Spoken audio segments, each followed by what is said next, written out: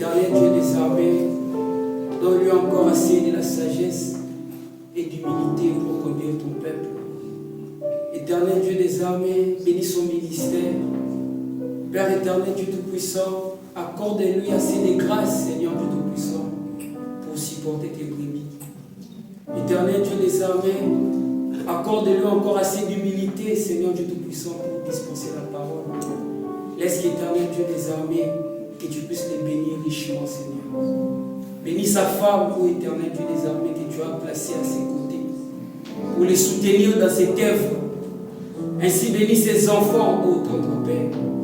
Ainsi, ô tendre Père, bénis l'Église en nom du tabernacle. Bénis tes enfants, Seigneur.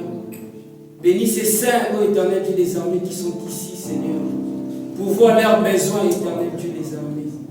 Bénis tes enfants qui soutiennent cette œuvre, en esprit et dans la vérité, de loin tout comme de près. Laisse que Seigneur Dieu Tout-Puissant, que tes bénédictions reposent sur nous. Alors que Seigneur Dieu Tout-Puissant, nous nous recommandons entièrement entre tes saintes mains, dans le nom de Jésus-Christ. Amen. Et alors que nous sommes debout, je vais ouvrir les livres de Luc 18.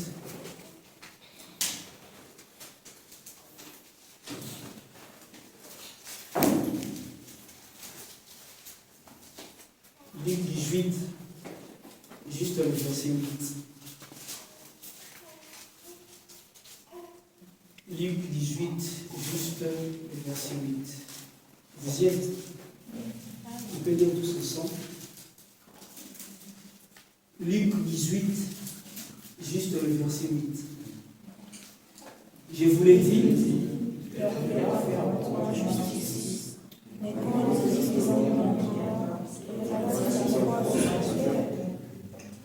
Allons encore dans les livres des Hébreux, les Épîtres des Hébreux. Hébreux 11, chapitre 11, 20. C'est par la foi.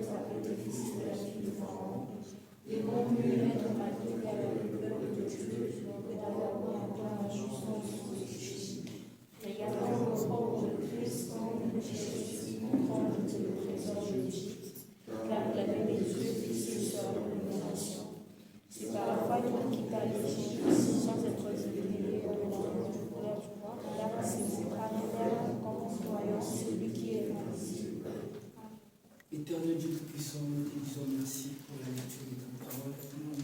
Laisse le Seigneur Dieu Tout-Puissant descendre et donne des contextes, Seigneur Dieu Tout-Puissant, et parle à ton peuple. Ainsi, Père éternel Dieu des armées, bénis nos âmes à l'écoute de la parole, dans le nom de Jésus-Christ. Amen. Encore une fois, que le Seigneur vous bénisse. Je remercie aussi le pasteur pour cette occasion qu'il nous a encore accordée de se tenir devant sa chair et de parler dans le peuple de Dieu. Vous savez, William Branham disait que ce qu'une personne pense de vous l'exprime par les actes. Et il dit que l'homme pense de la manière dans son cœur, parce que l'homme pense dans le cœur. Amen. Alors, on comprend que les actes qui est commis par notre pasteur, ce sont les actes d'amour et d'affection sincère. Vraiment, pasteur, merci pour ça et que le Seigneur vous bénisse. Par la grâce de Dieu, on va essayer de parler d'un sujet qu'on avait essayé d'introduire le jeudi soir sur le mystère de la foi dont a parlé le Fils. C'est une prédication que j'avais tiré l'inspiration quand le pasteur avait insisté sur les invisibles. Et c'est de là que Dieu nous avait conduit de parler sur ces choses. C'est de là que j'avais reçu l'inspiration de ces sermons. Et le jeudi, on avait essayé de voir la foi sur le plan fondamental. On avait essayé de voir le fondement de la foi. On avait procédé par les définitions. On avait essayé de voir c'est quoi la foi.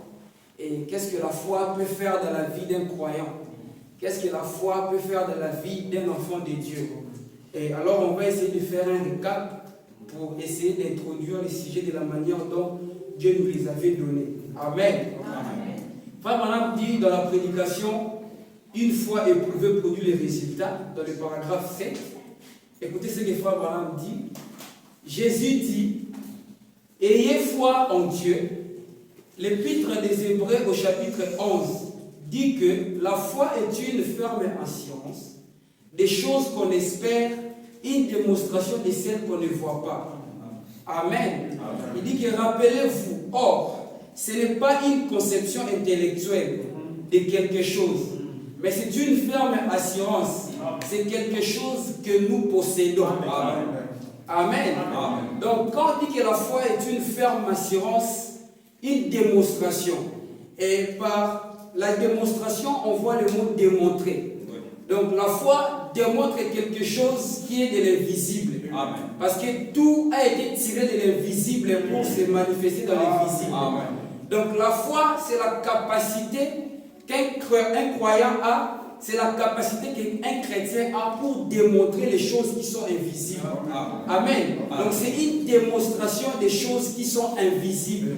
Donc quand Dieu donne aux croyants la foi, quand Dieu nous donne au travers la foi, c'est pour démontrer ce qui est la parole qui est visible. Or aujourd'hui les croyants doivent rendre ce qui est invisible visible au travers de la manifestation de la vie. Amen. Et frère Branham en continuant, il a donné un exemple en disant que la foi c'est quelque chose, c'est comme les gages. Vous voyez, il dit que par exemple je suis là en train de dire que non, Billy, je suis en train de mourir de la famille. Et qu'une personne passe devant moi et il dit que qu'est-ce que je peux faire pour vous? Je lui dis que j'ai faim, j'ai envie d'avoir un pain. La personne va prendre de l'argent, il me donne. Donc la personne ne m'a pas donné les pains, mais la personne m'a donné quelque chose qui a la capacité d'acheter les pains. Donc une fois que j'ai faim et qu'on me donne l'argent, c'est-à-dire que la famine est résolue. Donc il n'est plus question pour moi de pleurnicher encore sur base de la famille. Parce que j'ai quelque chose qui possède déjà la famille.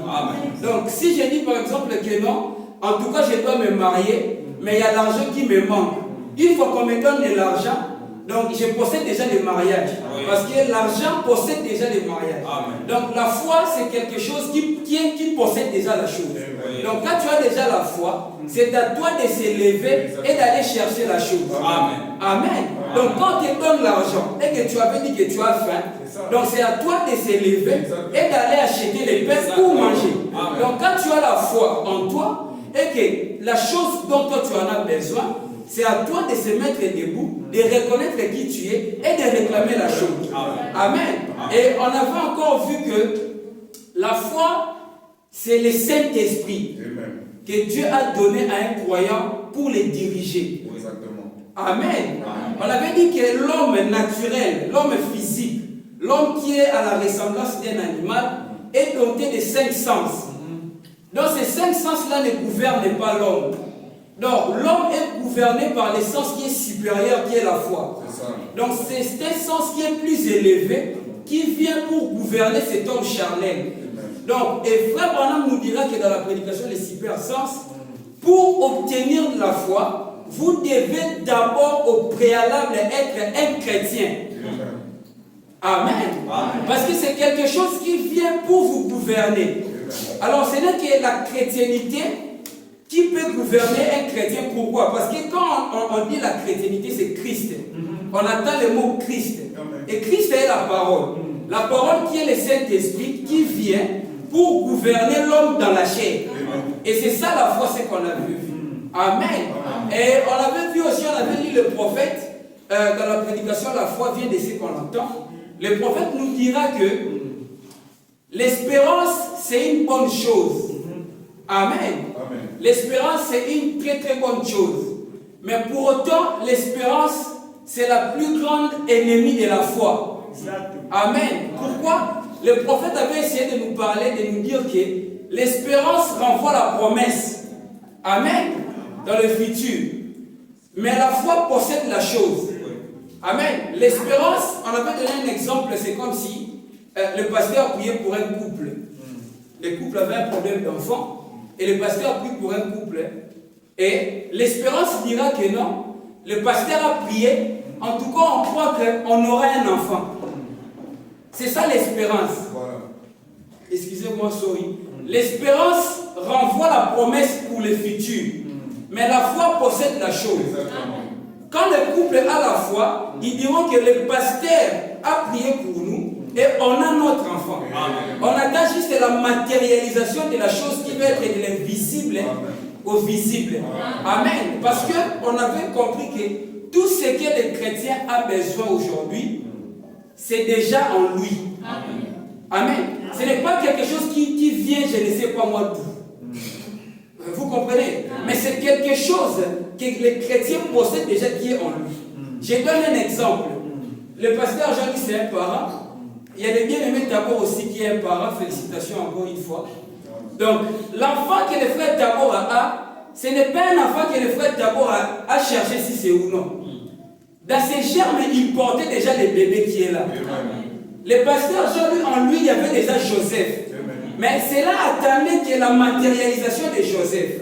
Donc Joseph devait quitter l'état invisible dans les liens du mariage pour venir dans l'état visible. C'est ça la foi. Ça prend quelque chose qui est dans l'invisible, que l'homme possède déjà, mais dont on ne voit pas, mais au temps marqué, à un moment donné, la chose se matérialise chez le croyant. Amen. C'est cela la foi. Donc tel que moi, tel que je suis ici, j'ai déjà des enfants en moi. Par la grâce de Dieu, si Dieu permet que je puisse me marier, les enfants que moi j'aurai, je n'irai pas les chercher, je ne sais pas moi chez un tel frère ou je ne sais pas moi où. Mais les enfants que moi j'aurai, ce seront mes propres enfants qui vivent en moi déjà, mais dans les invisibles. Mais au temps marqué, ces enfants-là vont être matérialisés. Amen. C'est cela la foi. Donc on avait compris que c'est la chose qu'un chrétien possède. Amen. Donc cela se matérialise à chaque temps. Voilà pourquoi les chrétiens vivent au temps. Amen. Ça c'est pratique. Les notions ou la notion du temps, c'est le Seigneur Jésus-Christ. Il fait chaque chose à son temps. Comme il est écrit dans les livres d'Habakkuk, même si la promesse de Dieu elle tarde, elle finira toujours par s'accomplir. Par sa préscience, il savait qu'un jour, par la grâce de Dieu, je devais être licencié. Mais cela ne devait pas se faire au pays. Cela ne devait pas se faire à Kinshasa. Mais au temps marqué, je suis licencié. Amen. Par la grâce, il savait que les frères Maranatha devaient se marier. Mais cela ne devait pas se faire au Bénin. Ou si je ne sais pas moi où. Il savait au temps, là où il va lui placer, et la chose allait se matérialiser. Des fois, on est pressé parce qu'on veut voir tout à la fois. Or, la foi agit dans la patience. Les frères Maranatha dit que la patience est une vertu. Dans les exposés, dans l'âge de Pergame, il dit que la patience produit une fidélité. Donc, quand tu as la foi, tu as la fidélité en Dieu. Comme notre père Abraham était fidèle sur la promesse. Il savait qu'au temps marqué, la promesse allait toutefois s'accomplir. Et toutes ces bénédictions rédemptrices, la guérison, le voiture, tout cela est en vous. Nous attendons que la matérialisation de la chose. C'est pourquoi les enfants de Dieu ne doivent pas plairer. Les enfants de Dieu ne doivent pas pleurnicher. Parce que chaque chose arrive à son temps. Des fois, nous boostons les choses, voyons pourquoi nous rencontrons la volonté permissive. Or, il était prédit que les enfants d'Israël devaient avoir un roi. Amen. C'était les Écritures. Mais ce n'était pas encore le moment. Et par leur insistance, la Bible dit que Dieu, l'a donné un roi selon leur propre désir. Pas selon la volonté de Dieu. Mais c'était selon leur propre désir. Et ce roi-là, vu que c'était une volonté qui était permissive, il y a eu des ennuis au fur et à mesure que ce roi-là avait gouverné. Et c'était un roi rétrograde. Je crois que je parle de Saül, le lecteur de la Bible de Saül. Saül était venu par une volonté permissive. Voilà pourquoi, si on base peut-être de votre insistance, Dieu peut vous accorder quelque chose, mais qui n'est pas vraiment en réalité sa volonté. Amen. C'est comme le pasteur l'avait dit l'autre fois. Quand tu cherches, quand il avait dit que la prière peut changer la pensée de Dieu, oui, c'est la parole. Mais quand toi tu pries, tu entres dans la pensée de Dieu. Exactement. Pour comprendre que non, sa pensée, Dieu veut me voir ici. C'est ça la foi. Amen. Parce que c'est lui qui possède la foi. La foi est basée de toutes les vertus. Amen. Donc il y a la vertu de la patience. Amen. Et ça, c'était sur le plan général. Amen. Alors, aujourd'hui, par la grâce de Dieu, pendant au moins 1 heure, on va essayer d'entrer de la manière dont on a reçu le message. Amen. Et par la grâce de Dieu, on a compris déjà que toutes ces bénédictions sont en nous. Cela nous appartient. Alors, on ne peut pas vivre à la basse cour. C'est ça. Amen. Nous, on doit essayer de monter un peu dans les airs. Voir qu'est-ce qui est réellement cette foi qui est venue aujourd'hui. Parce que les fils se posaient la question. Est-ce que quand le Fils de l'homme apparaîtra de nouveau sur la terre, trouvera-t-il encore de la foi? C'était une question qui s'est posée. Or, on a vu avec vous ici que la foi produit des voitures. Mais pour avoir une voiture, il ne faut pas forcément être un chrétien. Il y a des musiciens profanes qui ont des voitures. Il y a des athées qui ont des voitures. Il y a des athées qui partent en Europe. Donc, pour avoir une maison, même dans la vie normale comme ça, tu peux avoir une maison. Cela n'a pas besoin d'être chrétien ou bien un prédicateur pour avoir de l'argent. Si tu sors, tu pars travailler, tu auras une voiture. Si tu sors, tu pars travailler, tu auras une maison. Parce que tout le monde qui a des maisons, d'ailleurs nous vivons dans un pays qui est purement arabe. Il y a des Tunisiens, ils ont des voitures. Des jeunes qui ont des voitures, mais ce ne sont pas des chrétiens. Et on ne peut pas rester sur une foi pentecôtiste. Amen. On doit essayer de voler un peu plus haut.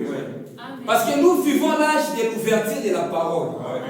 Parce que toi, on dit que si Dieu savait que tu allais être bon simplement par la justification, il allait te prédestiner sous l'idée. Comme ça, tu allais être seulement justifié, mais en train de fumer. Comme l'idée fumé. Et l'idée baptisé au nom du Père et du Fils et du Saint-Esprit. La colère de Dieu n'était pas abattue sur lui parce qu'il y avait les saints qui faisaient l'expiation dans les âges. Voilà pourquoi il pouvait baptiser au nom du Père et du Fils et du Saint-Esprit. Ce n'était pas encore l'ouverture de la parole. Si Dieu savait que tu allais être bon simplement par la sanctification, un frère là, lui quand il marche, on sait vraiment que lui c'est pas le péché. Dieu allait te prédestiner sous Wesley. Amen. Or, frère Branham dit que la sanctification c'est la morale. Il dit que vous pouvez être sanctifié mais sans pour autant être sauvé. Parce que même Judas Iscariote était sanctifié. Voilà pourquoi frère Branham dit voler. Tout ça c'est pas derrière un péché. Voler, mentir, tout ça, quand tu ne le fais pas, c'est une bonne chose. Mais dans la prédication, les signes, frère Branham dit que ce n'est toujours pas ça. Amen. Parce que Judas Iscariote ne volait pas. Il ne sortait pas avec des femmes. Caïphe, le pharisien, le souverain sacrificateur, il avait grandi dans l'église. Mais quand Jésus vient dans la chair, il dit que tu es en train d'adorer Satan. Il leur dira que ce qu'ils fait là, ils le font en vain. Donc, bamba. Vous voyez, la sanctification, c'est une bonne chose. Mais ce n'est toujours pas ça. Frère Branham dit que si Dieu savait qu'il a été prédestiné seulement pour la sanctification, il a été prédestiné sous Wesley. Or, même Judas Iscariote était allé pour guérir même des malades. Voilà pourquoi la question-réponse numéro 2, Frère Branham parle plus loin pour dire que ne placez pas votre confiance ou votre foi ne doit pas être basée sur les campagnes de guérison. Parce que tel que même les frères Nick est là, ou les frères, s'ils rassemblent les gens même vers un terrain ici, les Tunisiens, ils les rassemblent et tout. Il leur dit que moi je crois, mon Dieu va faire des choses ici. Il y aura des miracles qui vont se passer. Parce que c'est une direction que les miracles suivent. C'est l'évangélisation, les mystères du premier pot. Pourquoi? Parce que Dieu sait que là-bas il y a des enfants de Dieu. Au travers de la puissance de la manifestation du Saint-Esprit, ces personnes-là vont être attirées pour devenir épouses. Même s'il venait de commettre l'adultère avec une femme, il va faire les miracles. Frère Branham dit que même un cœur qui n'est pas sincère peut guérir les malades. C'est frère Branham. Vous voyez. Mais quand il vient ici, cela ne va pas s'opérer. Parce que vous connaissez déjà la vérité. Avant que cela opère ici, vous devez d'abord mettre vos vies en ordre. Lui-même, sa vie doit être en ordre. Avant que la chose opère. Mais chez les païens, la chose va opérer. Or, Judas Iscariote aussi avait chassé des démons. Mais frère Branham dit dans la prédication, et tu ne le sais pas que cela était suscité à dessein qu'il était le fils de la perdition. Mais pourtant, il avait guéri les malades. Frère Branham dit, si Dieu savait que tu allais être bon, simplement pour les dons, pour la manifestation des dons, il allait te prédestiné sous l'âge pentecôtiste, sous Camel. Comme ça, tu allais seulement être là à l'église en train de parler seulement là, en train de tomber, de faire le bruit, mais régner le reste de la parole. Or, quand Dieu s'est manifesté à l'âge pentecôtiste, il devait avancer. Ici, le problème est que quand la parole avance, vous ne devez pas rester. Parce que quand vous restez, vous commencez une dénomination. C'est ce qui s'est passé au cours des âges. Quand Luther est venu avec la justification, quand la sanctification était venue, il devait aller à la sanctification. Et ils sont restés à la justification avec le message de la justification. Et ils se sont organisés. Frère Branham dit que la colonne de Dieu ne pouvait pas rester là-bas parce que c'était devenu une organisation. Quand Wesley est venu, quand le retour des dons est venu, Wesley devait aller. Mais Wesley est resté. C'est pourquoi aujourd'hui on a des baptistes, des personnes qui ne croient pas à la manifestation. Et ils ne croient pas qu'un homme peut être guéri. Or, quand l'âge pentecôtiste est venu, eux aussi devaient monter. Pourquoi? Parce que c'est les trois étapes qui traversent la vie jusqu'à la manifestation parfaite de la parole. Amen. Il y a les grettes, la tige et la balle. Frère Branham les typifie comme ça. Dans la prédication, la sémence ne rythme avec la balle. Il donne même l'exemple avec les femmes. Il dit que Tamar était la tige, était les grettes plutôt. Vous voyez? Il dit que Sarah était les grettes et Marie la balle. Donc la vie devait passer en eux pour produire les fils promis. Parce que les vrais fils promis que Dieu avait promis à Abraham, ce n'était pas en soi Isaac, mais c'était Jésus-Christ. Pourquoi? Parce que Isaac était venu par les doutes. Vous voyez, Sarah avait déjà douté. La parole était déjà modifiée, la parole était déjà tordue. Mais Abraham n'avait pas douté. Mais vous remarquerez que quand l'âge parlait à Marie, Marie n'avait pas douté. Il dit que je suis la servante du Seigneur, que cela soit fait selon ta volonté. C'est la balle, a dit Frère Branham. Voilà pourquoi Frère Branham dit que la balle ressemble tellement au grain, mais ce n'est pas les grains. Tout ce que nous voyons comme manifestation, c'est tellement proche de la vérité, mais ce n'est pas la vérité. Voilà pourquoi, conformément à ce que Dieu avait dit, qu'au temps de la fin, ces esprits marcheront côte à côte. Amen. Mais c'est à la fin des temps qu'on allait reconnaître leurs œuvres. Voyez-vous pourquoi ne serez pas étonnés des pasteurs qui autrefois remplissaient les stades. Mais aujourd'hui, ces pasteurs sont devenus des pétages. Amen. Cela devait se manifester au temps de la fin. Et quand ils faisaient ça, c'était la manifestation. C'était le Saint-Esprit onction sur l'Esprit. Ce n'était pas Satan. Mais leurs œuvres devaient être manifestées au temps de la fin. Amen. Des personnes autrefois qui guérissaient les malades. Des personnes autrefois qui remplissaient les stades. Mais ces personnes-là aujourd'hui se sont organisées. Ce sont des personnes qui sont devenues même des musiciens profanes. Amen. C'est ça la vie d'aujourd'hui. Les gens en fait ne comprennent pas quand ils voient toutes ces choses et ils placent leur confiance là-bas. Mais quand tu apportes la parole de la vérité, ils renient la parole. Or, la foi croit toute la parole. Quand déjà vous prenez juste une partie de la parole, je doute de votre foi. La foi est liée sur base de la parole. Parce que la foi vient de ce qu'on entend et ce qu'on entend de la parole de Dieu. Donc, il s'agit d'une foi qui est provenue de la parole de Dieu. Maintenant, il faut se demander la question, est-ce qu'ils ont la parole? Parce que la même parole qu'on a reçue ici, la Bible qu'on a reçue ici, voilà pourquoi Frère Branham dit dans le 6e socket, les pentecôtistes ont rejeté la Bible. Voilà pourquoi ta Bible là que tu as, si Dieu ne t'avait pas envoyé William Branham, tu allais aller en enfer avec ça. Sans escale. Frère Branham dit qu'ils ont rejeté la Bible. Mais de quelle Bible Frère Branham parlait? Parce que chaque dimanche, ils ont la Bible ici sous les épaules. Ils partent à l'église. C'est l'interprétation parfaite de la parole. Ils n'ont pas voulu l'interprétation parfaite de la parole. Ils n'ont pas voulu croire à la parole. Amen. Parce que quand tu lui présentes Malachie 4, tu lui dis que c'est frère Branham, il va refuser cela. Alors quand déjà il refuse cela, la foi n'est plus en jeu. Pourquoi? Parce que la foi croit tout est la parole. Amen. Donc voilà pourquoi aujourd'hui on va essayer d'entrer dans cette profondeur de la foi.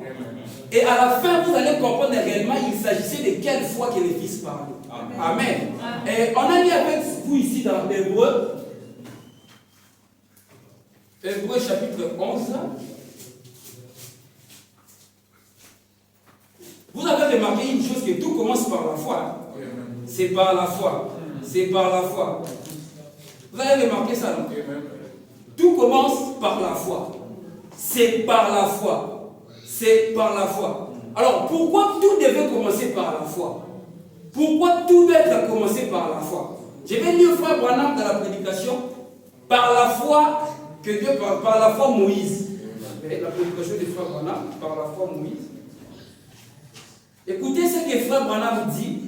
Bon, je vais beaucoup lire, moi je ne suis pas comme le pasteur Jean-Louis, lui c'est un maestro. Il parle seulement, il peut lire ou ne pas lire. Il a déjà tout en tête. Donc moi, si je ne lis pas, je vais me perdre. Écoutez ce que frère Branham dit dans le paragraphe 34. J'aimerais prendre ce sujet ce matin. Choisir par la foi. Et je voudrais prendre pour thème les 3 premiers mots du chapitre 23. Par la foi. Moïse. Choisir par la foi. Dans presque tout ce que nous faisons, nous devons choisir par la foi. Et nous constatons que tout ce que Moïse a fait, qui mérite d'être répété, a été fait par la foi. Pas par la vue, mais par la foi. Amen. Écoute, paragraphe 36. Il n'existe aucun autre moyen de plaire à Dieu si ce n'est que par la foi. Amen. Les Écritures le montrent clairement.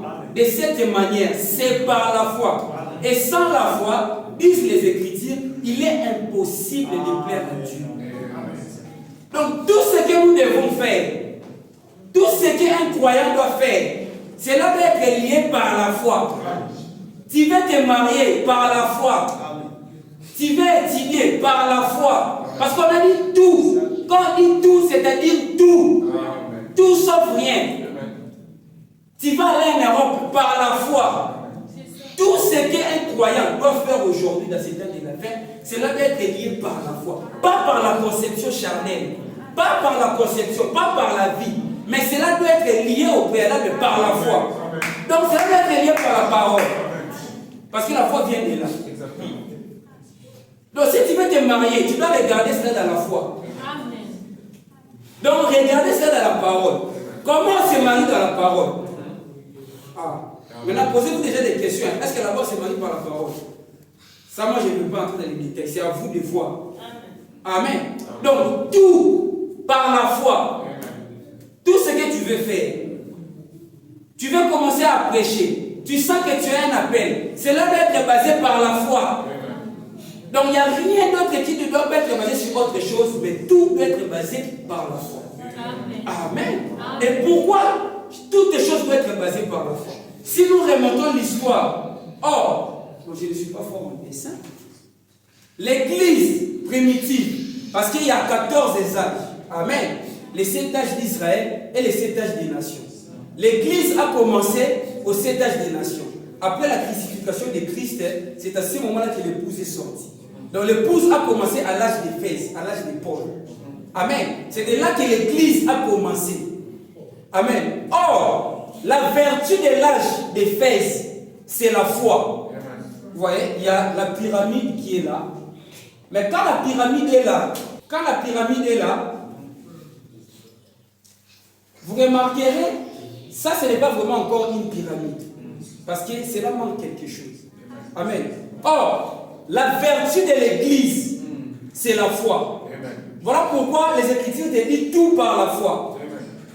Pourquoi? Parce que l'église est bâtie sur la foi. Or, l'église a été bâtie par la pierre qu'ont rejeté les bâtis. C'est qui bâtissent. Et c'est cette pierre qui est devenue la principale des langues. C'est ce qu'on dit la pierre angulaire. Donc, la pierre angulaire, c'est la foi. Là où est bâtie l'église, la foi, Paul. Or, au temps de la fin, cette pierre angulaire, qui est l'alpha, l'oméga, ça devient la pierre des fêtes. Or, quand la pierre des fêtes vient, cela vient sur le fondement de la pierre angulaire, qui est la fondation. Parce qu'on construit une église sur base de la fondation. Ok? Vous ne pouvez pas commencer à construire une église sans pour autant, ou une maison sans pour autant commencer par la fondation. Avant de bâtir une maison, on commence d'abord par la fondation. Et puis sur base de cette fondation-là, vous montez. Si la maison est à 3 étages, donc cette fondation-là doit avoir la capacité de ces 3 étages. Si cela c'est un immeuble à 12 étages, cela doit avoir la capacité de ces 12 étages. Amen. Et l'église est basée sur la foi. Parce que c'est la vertu de la première église, l'église primitive, qui était l'âge d'Éphèse. Amen. Donc l'église est bâtie. Or, il devait y avoir un prophète qui devait introduire la pierre des fêtes pour maintenant accomplir une pyramide. Amen. C'est quand la pierre des fêtes vient, c'est à ce moment-là que notre pyramide est complète. Amen. Or, si vous remarquez, dans Malachie chapitre 4, il nous a promis un prophète qui devait ramener l'église ici. À la foi apostolique, donc à la foi des apôtres, à ce que les apôtres croyaient. Au Dieu de Paul, au Dieu de Pierre, au Dieu de Jean, au Dieu de Jean. Donc l'église devait retourner sur ces bases de la foi. Amen. Donc Branham n'est pas venu apporter un autre message. Branham n'est pas venu nous montrer un autre Jésus. Branham n'est pas venu nous montrer un autre Dieu. Mais il est venu nous montrer les dieux de Paul, les dieux de Pierre. Parce que c'est sur ça que l'église est construite. Amen. Sur ça que l'église est construite. Voilà pourquoi quand frère Branham vient, il ramène l'église sur ça. Voilà pourquoi quand il était de l'autre côté, il dit qu'il nous avait vu là-bas. Moi je crois qu'il m'avait vu là-bas. Je crois que vous croyez à cela. Moi je crois ça réfléchir. Moi je crois que j'étais là-bas. Parce qu'il a vu ma théophanie là-bas. Donc si toi tu ne crois pas à ça, c'est ton problème en tout cas. Mais moi je crois par la foi qu'il m'avait vu là-bas. Parce que quand il était revenu, il a dit que je vous ai tous vus. Il a dit tous là-bas. Parce que la promesse lui a été donnée, la commission lui a été donnée qui amène les gens à te croire. Amen. Et tout ce qui t'a aimé, et tout ce qui toi tu as aimé, je te le donne. Amen. Moi je crois que j'étais là-bas. Quand il pose la question, il dit que je dois passer. On lui dira qu'avant que tu puisses passer, tu peux être jugé. Branham dira que est-ce que Paul a été jugé? Là je lui dis que oui, Paul a été jugé. Il dit que si Paul a été jugé avec ces personnes-là qui lui avait apporté la parole, il est entré. Moi aussi et les miens, on va être jugés et nous serons. Pourquoi? Parce que j'ai prêché exactement comme Paul. Amen. Et le message de Paul, c'était quoi? La pierre que Paul avait laissée, c'était quoi? La foi. Donc le message que Frère Branham nous a apporté, c'est la foi. Maintenant, avec beaucoup plus de révélations. Amen. Pourquoi? Parce que Paul avait dit dans les Corinthiens que moi, Paul, je connais en partie. Pourquoi? Parce que les parfums n'étaient pas encore venus. Mais c'était la pierre, pas seulement la foi. Mais voilà pourquoi même la révélation que William Branham a fait ici, cela devait être basé sur la foi que Paul avait. Voilà pourquoi il dit que j'ai prêché exactement comme Paul. Quand il dit exactement, c'est exactement. C'est-à-dire, sur la fondation que Paul avait bâtie, Branham est venu, il a pris l'église, dont la parole a été tordue dans l'âge des réformateurs, il a introduit la pierre chrétienne. Amen. Pas un autre message, mais le message de Paul. Voilà pourquoi il dit que si Paul est entré, moi aussi j'ai entré. Parce que Paul, c'est Paul qui est venu restaurer les baptêmes au nom de Jésus. C'est Paul qui l'avait révélé. Amen. Et les baptêmes au nom de Jésus, au cours des âges, ceux qui ont étudié les exposés, ceux qui ont lu les livres des exposés, ils savent comment l'église catholique a commencé. et comment l'Église catholique a pris la parole pour tordre l'essence de la parole. C'est cela l'âge des réformateurs. C'est là qu'ils ont commencé au concile de Nicée, n'est-ce pas, à l'âge de... à l'année 526. 325, voilà. C'est à 325 que l'âge des réformateurs ont commencé, où l'Église catholique se sont organisés au concile de Nicée. Ils ont pris tout ce qui était de la parole, tout ce que Paul avait enseigné. Ils ont ravi cela. Et ils ont présenté aux gens des dogmes. Que non, vous pouvez pécher, ce n'est pas un problème, vous êtes des hommes, mais les personnes saintes, ce sont des papes, ce sont des prêtres. Quand tu viens chez lui, lui va faire la prière et Dieu va t'exaucer, tu iras au ciel. C'est la parole qui a été tordue au cours des âges. Et Malachie 4, l'aigle de Malachie 4 vient pour restaurer l'autel qui était renversé. Parce que dans les titres, avant que l'adoration d'Élie, les Tishbit, puisse être parfaite, parce que l'autel était renversé. Élie devait d'abord rétablir l'autel qui était renversé. Donc, Frère Branham devait d'abord rétablir tout ce que les réformateurs ont laissé avant d'introduire la pierre fêtière, qui est l'ouverture de toute la parole, les sceaux. Amen. C'est ça. Donc, c'est la foi qu'avait basé l'Église. Amen. Donc, aujourd'hui, l'Église doit être basée sur la foi. Pas n'importe quelle foi. La foi de Paul, la vertu de la première Église. Parce qu'ici, il est l'alpha, ici, il devient oméga. Parce que le même qui a travaillé au commencement, c'est la même personne qui travaille à la fin. Voilà pourquoi, dans les 7 âges de l'Église des nations, il n'y a que 2 prophètes. Frère Branham dit que Paul était un prophète.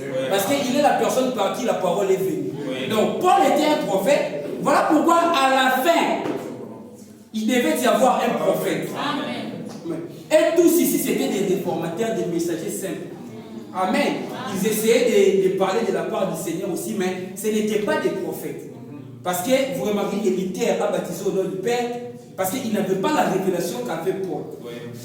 Or, tout cela devait être révélé au temps de la fin. Et l'aigle de Malachie 4 fois, par exemple, dit, dans la prédication des lieux d'adoration, il dit qu'il viendra pour abolir tous les autres lieux d'adoration et nous ramener à l'adoration. Vous remarquerez que le pasteur nous a parlé sur l'adoration. Même l'adoration est liée seulement à la foi. Tu ne peux pas adorer si tu n'as pas la révélation de la foi. Donc, pour que ton adoration puisse être parfaite, il faut la foi. Parce que c'est là où l'Église est bâtie. C'est là où l'Église, c'est là où il y a la révélation de l'Église. Amen. Maintenant, on va encore essayer de voir, c'est quoi cette foi? Parce qu'on a compris que c'est là où l'Église est construite. Amen. Quand ici je parle de l'Église, je ne parle pas de l'Église bâtiment. Mais je parle de l'Église corps de Christ, épouse. Donc l'Église avec un majuscule. L'église avec un minuscule, ça, ce sont des églises bâtiments, c'est des organisations, des groupements. Or, l'église par la vraie définition, cela veut dire appeler à sortir. Donc la troisième dispensation, c'est une église. Parce que la première dispensation, c'était une église qui était Israël. Ils étaient appelés à sortir. Voilà pourquoi Frère Branham a donné une série d'Israël et l'église. Il montre la marche des enfants d'Israël dans le type, dans l'Ancien Testament, et il montre comment doit être la marche de l'épouse. Amen. Donc on est appelé à sortir. Donc le troisième exode, ce n'est pas de quitter les églises kimbanguistes et de venir dans ces églises locales ici. Non. C'est de quitter les pas ici et d'entrer, de devenir épouse. Donc voilà pourquoi tu ne dois pas seulement rester là, pasteur, notre... Non. Tu dois avoir la révélation que tu es épouse. Tu es épouse, tu es de la même nature que ton époux. Parce que pour être enlevé, tu dois être épouse. Tu dois avoir la même nature. Pasteur, je ne pouvais pas épouser une chienne. Parce qu'il n'est pas de la nature d'une chienne, d'un chien. Maman Joël ne pouvait pas s'accoupler à un chien. Non. Il devait y avoir 2 personnes de même nature. Donc toi aussi aujourd'hui, pour te marier avec l'époux, tu dois te marier avec l'époux qui est de la nature. Et quelle est sa nature? On va essayer de voir. Amen. Donc ici, quand on parle de l'église, comprenez que c'est l'église épouse, corps du Christ. Amen. Maintenant, quelle est cette foi? Vous remarquerez que la Bible nous dit dans Matthieu, dans le livre de Matthieu 16.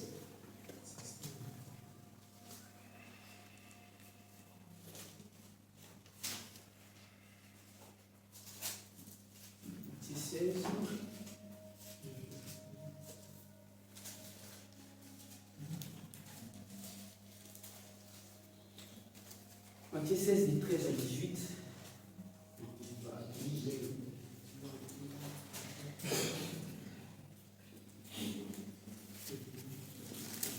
Écoutez.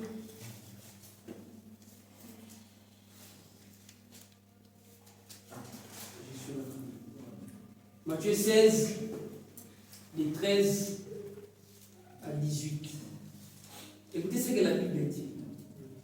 Jésus, étant arrivé dans les territoires de César et de Philippe, demanda à ses disciples, qui dit-on que je suis, moi, le Fils de l'homme? Ils répondirent, les uns disent que tu es Jean-Baptiste, les autres Élie, les autres Jérémie, ou l'un de ces prophètes. Et vous leur dit-il, qui dites-vous que je suis? Simon-Pierre répondit, tu es le Fils, Christ, le Fils de Dieu vivant. Jésus répond la parole. Il lui dit, tu es heureux, Simon, fils de Jonas, car ce n'est pas la chair et le sang qui t'ont révélé cela, mais c'est mon Père qui est dans le ciel. Et moi, je t'ai dit que tu es Pierre, et que sur cette pierre, je bâtirai mon église, et que les portes de séjour des morts ne prévaudront point contre elle. Amen. Or, un jour, les disciples étaient en train de marcher avec Jésus. Jésus leur pose la question. Qu'est-ce que les gens disent que moi je suis? Ah, les autres disent que tu es ceci, les autres disent que tu es Élie. C'est comme aujourd'hui, si je peux vous poser la question, que dites-vous que vous êtes? Est-ce que quand toi tu regardes ton frère, toi tu vois seulement les erreurs? Quand tu regardes, qu'est-ce que toi tu vois? Est-ce que toi, quand tu regardes le pasteur Jean-Luc, qu'est-ce que toi tu vois? Quand tu regardes ta sœur, tu vois quoi? Est-ce que tu vois seulement les défauts? Il y a un poète qui a chanté, moi je vois Dieu dans la chair. Donc moi, quand je regarde mon frère, dans cet âge de l'ouverture de la parole, je ne vois plus ses défauts.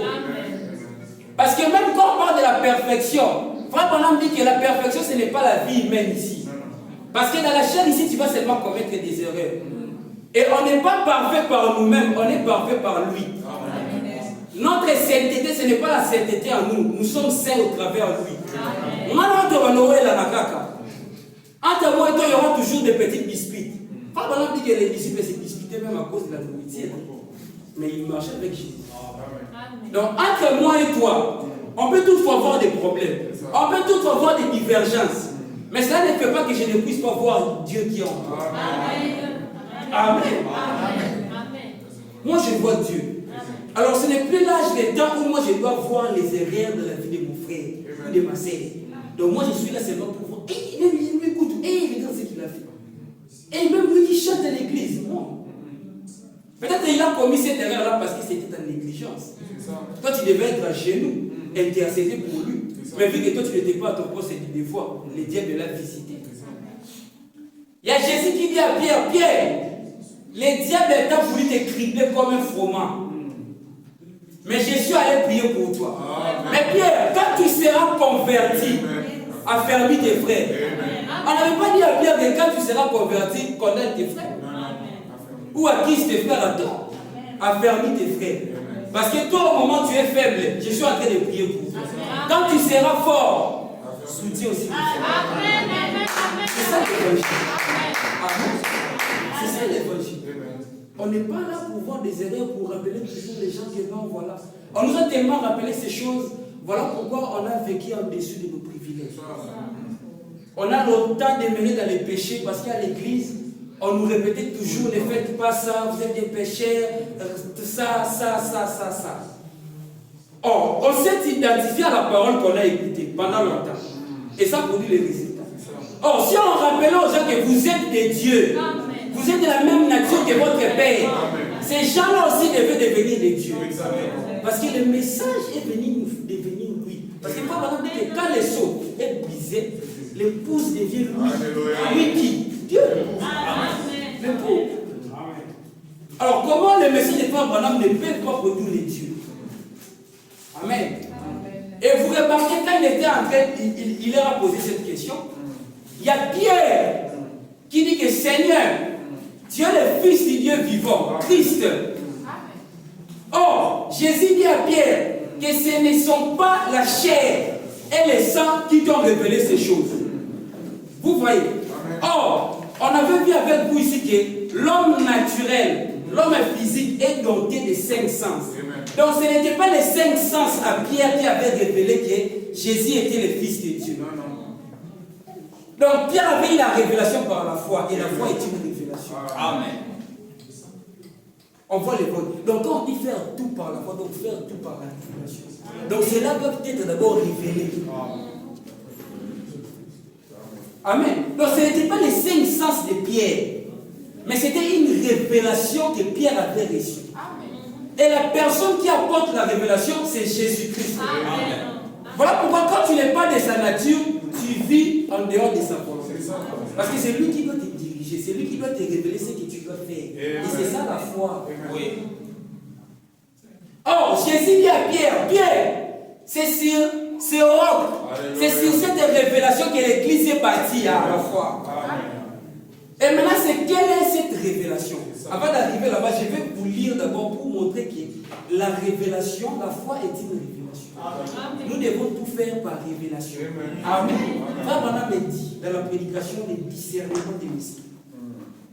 Il donne l'exemple d'Abel. Frère Branham, quand il prêchait, il partait beaucoup dans des types. Amen. Parce que les types, c'est l'image, le réel. Et c'est dans les types qu'on comprend facilement. Amen. Frère Branham dit, mais Abel, il n'y avait pas de Bible à ces temps-là. Mais on dit qu'au commencement était la parole. Donc vous devez comprendre que la parole, ce n'est pas ça. Ça témoigne de la parole. Amen. La parole, c'est des êtres humains. Amen. Or, quand vous lisez cette Bible, quand on parle d'Abel, Abel était humain. Ce qu'il avait fait, c'était sa vie. Non? Voilà pourquoi Frère Branham dit que vous êtes le 3e testament. Amen. Parce que la parole était, vous témoignez de la parole. Amen. Donc s'il devait y avoir encore une Bible, on allait écrire Branham et Meda. S'il y avait encore une Bible, on allait écrire Maranatha et Ruth. Donc voilà pourquoi quand aujourd'hui toi tu pries, tu ne pries pas seulement sur base de ce qui est écrit dans la Bible, mais tu écris tu pries aussi sur base de la Bible qui marche. Amen. Quand tu viens, comme la sœur Ruth là, tu t'es mariée, tu dis Seigneur, tu es le même Dieu que tu avais donné à Sarah l'enfant. Tu es le même Dieu que tu avais donné à Anne l'enfant. Donc, tu quittes maintenant la Bible, tu viens dans la Bible des êtres humains. Donc, comme tu as donné aussi un enfant à maman Joël ou à la sœur Tabora, tu as aussi le même Dieu qui va me donner l'enfant. C'est comme ça qu'il faut prier. Tu ramènes la promesse parmi les êtres humains. Amen. Est-ce qu'ici il y a des femmes stériles? Il y a des femmes qui ont des enfants. Donc, quand toi tu as envie d'un enfant, tu prends la promesse, tu l'associes avec les êtres humains que toi tu vois. Parce qu'après tout, tu n'avais pas vu Sarah. Mais tu vois maman Joël. Qui a un enfant. Amen. Donc tu te dis que Seigneur, si maman Joël a un enfant, donc tu as le même Dieu que tu peux me donner aussi un enfant. Parce que tu es le même hier, aujourd'hui et éternellement. Amen. Si le même Dieu a donné le mariage à tel frère, voilà aussi, il va aussi me donner le mariage. C'est pour cela dans la famille chrétienne, il n'y a pas la jalousie. Quand ton frère est béni, toi tu dois te réjouir de cette bénédiction. Parce que cette bénédiction-là te servira de repère pour rappeler à Dieu. Cela te servira des expériences. Quand on a dit la véritable foi est liée avec les expériences. Il dit que quand David avait gagné Goliath, il avait vaincu Goliath, il dit qu'il était sous la base des expériences. Il dit que le même Dieu que tu as effectivement délivré avec le lion, tu es le même Dieu que tu veux me délivrer avec cette expérience. Le même Dieu qui a donné la sœur d'abord à l'enfant, c'est le même Dieu qui donnera à la sœur Rite aussi l'enfant. Le même Dieu qui a donné le mariage au frère, c'est le même Dieu qui va donner aussi le mariage à notre frère. Amen. Il ne faut pas être jaloux quand l'un de vous monte de grade. Non. Il faut pas avoir chez les Japonais, il n'y a pas une place pour la jalousie. Amen. Quand ton frère est béni, réjouis-toi. Pour ouvrir une petite parenthèse, il y avait une femme, quand Frère Branham était en train d'organiser des lignes de prière, cette femme-là aussi était malade. Mais elle était assise à côté d'une femme aussi qui était malade. Quand Frère Branham était en train de prier, cette femme-là était guérie. Et quand cette femme était guérie, la sœur-là était contente. Directement, l'ange qui avait guéri cette sœur avait guéri aussi l'autre sœur. Et quand cette sœur-là approchait dans l'île de prière, vu que Frère Branham avait l'esprit de discernement de la pensée, il dit que tu as été déjà guéri. Pourquoi? Parce que tu t'es réjoui de la guérison de ta sœur. Donc, toi, si tu vas te marier, parce que tu t'es réjoui quand le frère Maranatha s'est marié. Toi, si tu auras un enfant, parce que tu t'es réjoui quand la sœur d'abord a eu un enfant. C'est comme ça. Les gens s'aiment. Écoutez, mais Abel, il n'y avait pas la Bible à ces temps-là. Mais par une révélation spirituelle, il vit que ce n'était pas les fruits des champs qui nous a fait pécher, ce n'était pas des pommes qu'il avait mangées, voyez-vous, ce n'était pas des pommes. La révélation lui fit savoir cela. Et ce n'était pas les fruits qu'il avait fait sortir de là. C'était la vie, la séparation de la vie. Ainsi, il alla prendre un agneau et l'offrir à sa place par la foi. Vous voyez maintenant là où ça a changé. Et les gens sont forts au Canada qui ont attiré. Ça a changé de dimension. Donc c'est par la révélation. Donc quand l'Écriture dit que par la foi, l'Écriture ne se contredisent pas. Il faut prendre toutes les Écritures et les rassembler pour avoir un tableau clair. Donc quand les Écritures disent que tout, même choisir, on doit le faire par la foi, c'est-à-dire nous devons tout faire par révélation. Oh, frère Branham me dit, sur les fondements, sur les fondamentales, même Caïn aussi était juste. Il dit que même Caïn aussi était juste. Parce que Caïn aussi avait dressé un autel.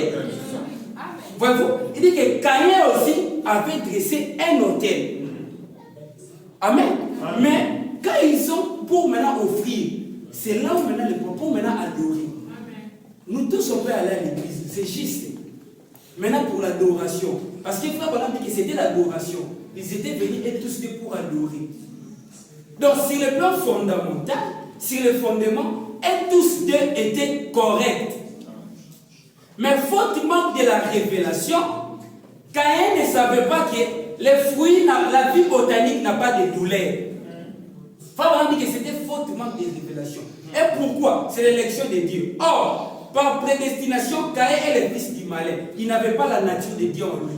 Voilà pourquoi Dieu ne pouvait pas se révéler à lui. Épouse, aujourd'hui il se révèle à toi parce que tu as sa nature. Amen. Si tu n'avais pas sa nature, il n'allait pas se révéler à toi ce matin. Or, la révélation vient parce que tu as la même nature que ton époux.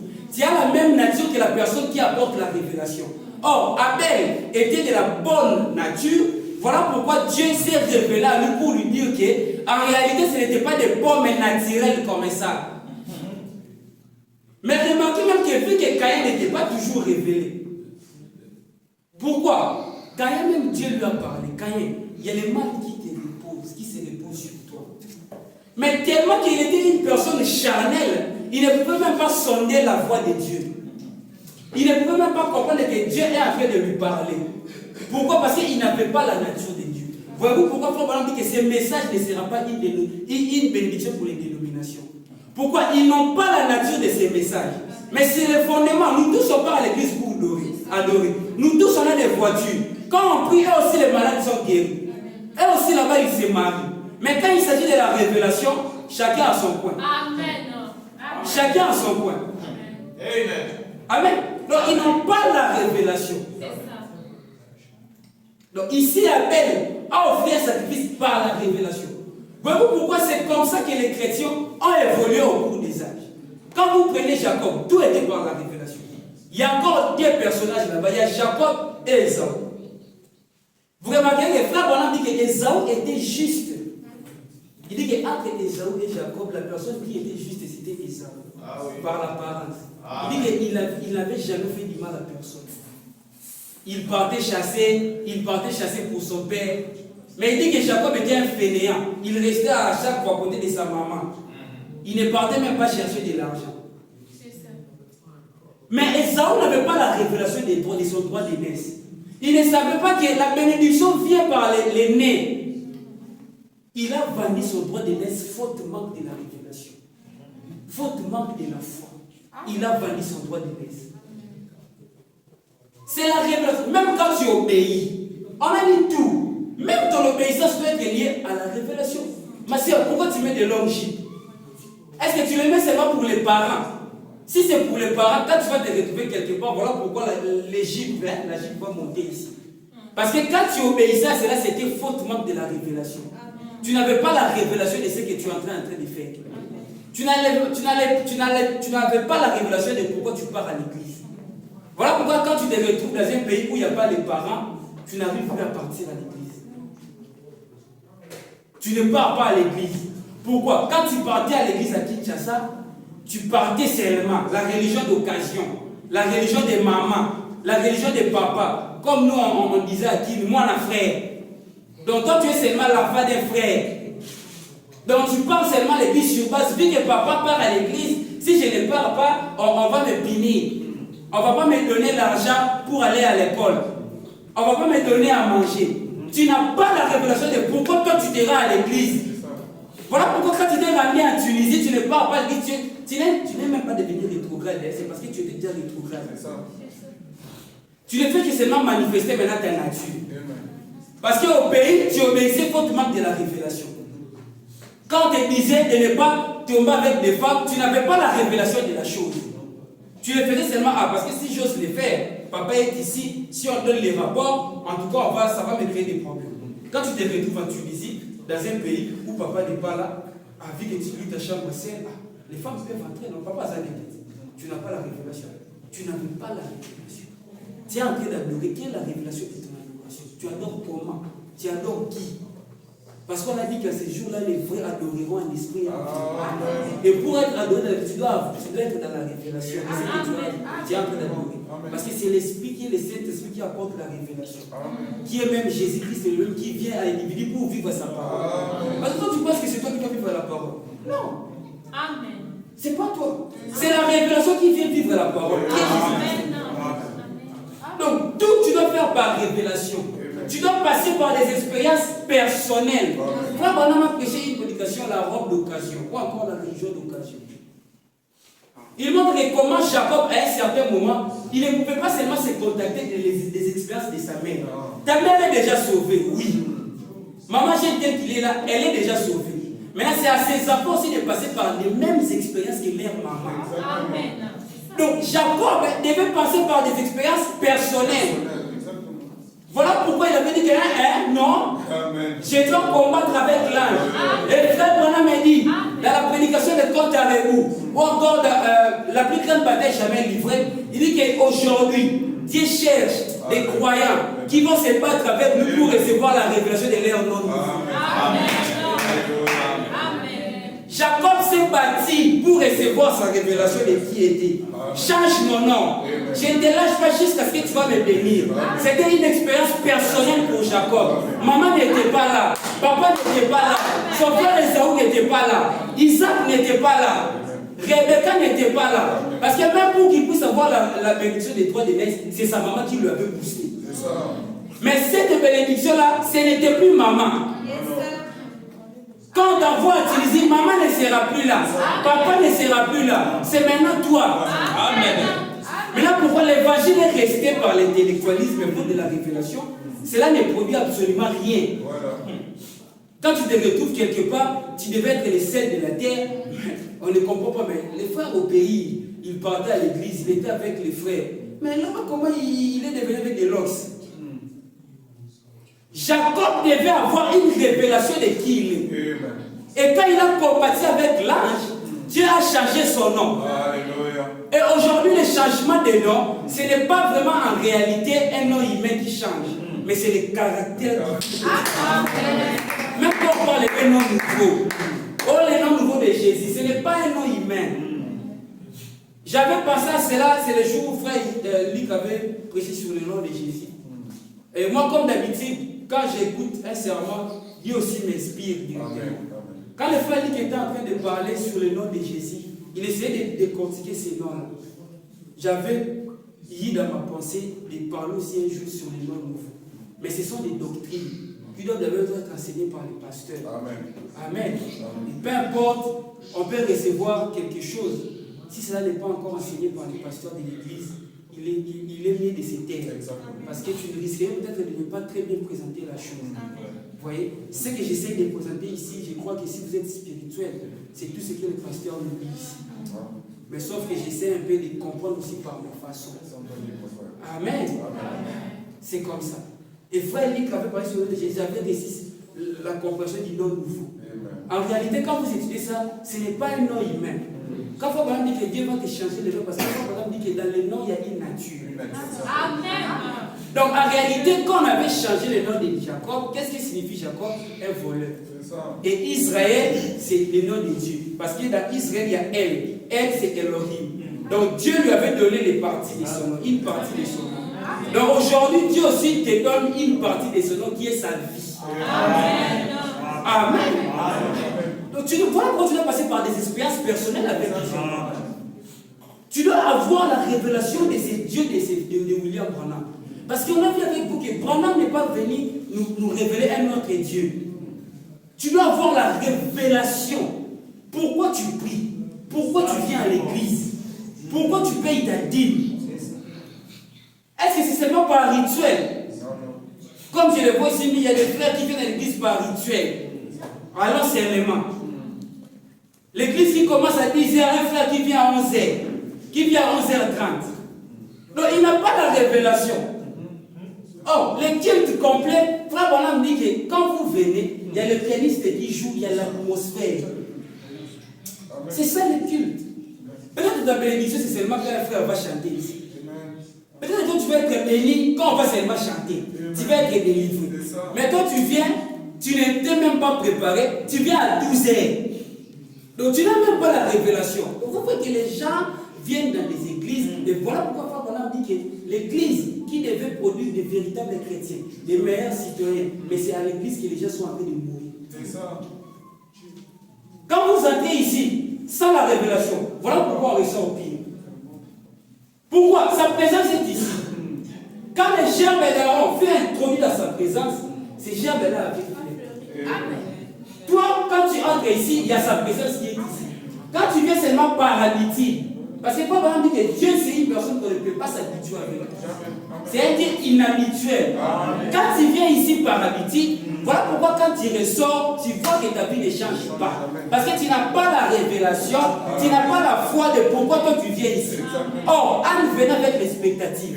Il avait la révélation de pourquoi il partait à l'église. Pour lui, c'était un enfant, tout comme ça. Et elle avait un enfant. Toi maintenant, quand tu viens ici, tu as quelle révélation?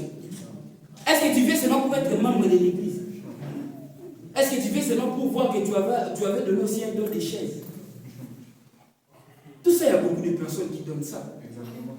Amen. Donc voilà pourquoi la foi dont on parle ici, c'est la révélation.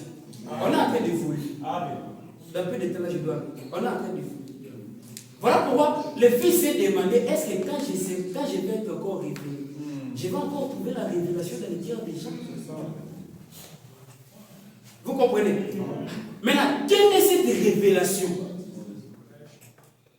Or, ici, Frère Branham nous montre que c'est sur la révélation que Pierre avait reçue, c'est sur cette révélation que l'Église est bâtie. La foi. Donc, sur la révélation, sur la foi. Donc, l'Église est bâtie sur la foi. Maintenant, quelle est cette révélation? Frère Branham dit que c'est la plus grande de toutes les révélations. Amen. La révélation dont l'Église est bâtie. C'est quelle révélation? Parce qu'on a compris que nous devons faire tout par la révélation. Et les choses doivent être révélées d'abord par nos vies. Maintenant, quelle est cette révélation? Parce que quand on comprend cette révélation, c'est cette personne-là même qui vient pour nous révéler les choses. Parce que Paul dit que même la volonté de Dieu, c'est une révélation. Exactement. Pour comprendre la volonté de Dieu pour ta vie, cela doit être révélé.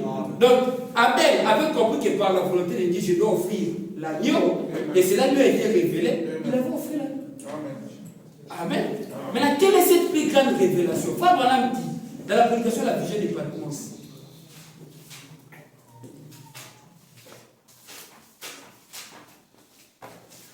la vision de Patmos, je crois que paragraphe 200.